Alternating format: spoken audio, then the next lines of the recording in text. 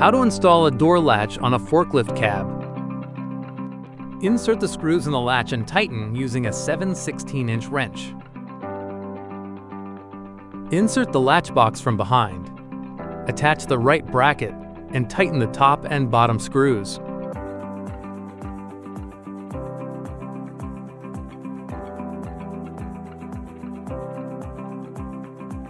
Attach left bracket and tighten top and bottom screws on the left bracket with a Phillips screwdriver.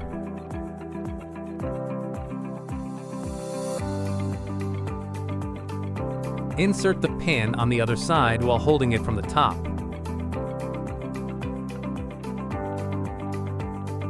Then, continue by placing the bottom pin. Place the sponge with the thick side facing out.